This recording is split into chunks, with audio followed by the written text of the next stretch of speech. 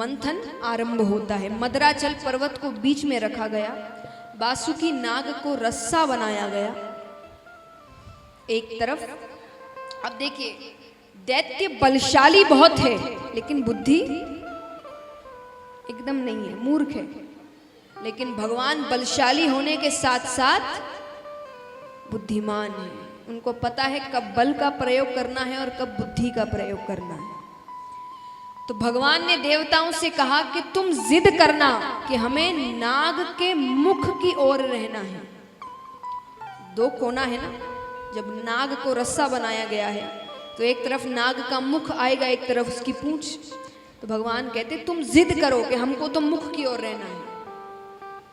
वो जिद करने लगे। दैत्य कहते हैं ये विष्णु बड़ा चालाक है, जरूर मुख के सामने रहने से कोई फायदा हो रहा है। दैत्य कहते हैं हम राजा हैं, अभी हम मुख की ओर रहेंगे।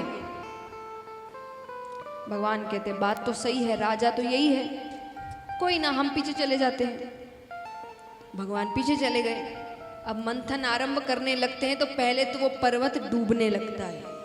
तब भगवान ने कच्छप अवतार लिया और अपनी पीठ पर उस मदराचल पर्वत को रखते हैं। अब जैसे ही मंथन कैसे आरंभ करेंगे, दोनों अपनी अपनी तरफ से उसको खींचेंगे। जैसे ही सांप को खींचा, सबसे पहले उसके मुख से विष निकलता है। तो मुख की तरफ जो दैत्य खड़े थे उसमें से आधे तो वैसे ही मारे गए, लेकिन पीछों को जब तक समझ में आया तो वो हट गए तो विष बच गया। अब देखिए, समुद्र मंथन में कोई भी चीज निकल रही है वो वापस समुद्र में नहीं जा सकती, अब सबका इस्तेमाल करना पड़ेगा। तो विष का क्या करे, कोई लेने को तैयार नहीं। तब विष्णु भगवान ने कहा महादेव जी के पास जाओ। महादेव जी मान गए। पार्वती माता कहते ऐसे कैसे मान गए, आपकी मृत्यु हो सकती है। महादेव जी ने कहा जग कल्याण के लिए मृत्यु हो भी जाए तो क्या दिक्कत है। पार्वती जी समझ गई ये ऐसे मानने वाले नहीं। चलिए इनके भोले होने का फायदा थोड़ा मैं भी उठाऊं। भक्त तो उठाते ही हैं। कई ऐसे ऐसे भक्त हुए जिन्होंने महादेव जी से कुछ भी मांग लिया और बाद में फिर महादेव जी पे ही हावी पड़ गए। तो पार्वती जी ने कहा कई ऐसे हैं जो उनके भोलेपन का फायदा उठाते, मैं तो अच्छा ही कर रही हूं, मैं भी थोड़ा फायदा उठाती हूँ। कैसे? पार्वती जी कहती आप मुझसे प्रेम करते हैं?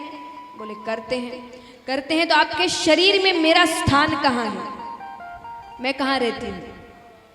महादेव जी ने कहा आप मेरे हृदय में रहती हूँ।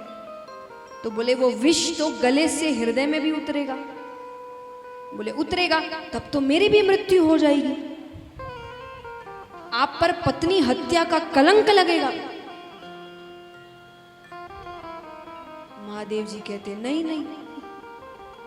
तो महादेव जी ने कहा अगर ऐसा है तो मैं उस विष को गले से नीचे उतरने नहीं दूंगा। तब से महादेव जी का नाम पड़ा नीलकंठ। बोलिए नीलकंठेश्वर महादेव की।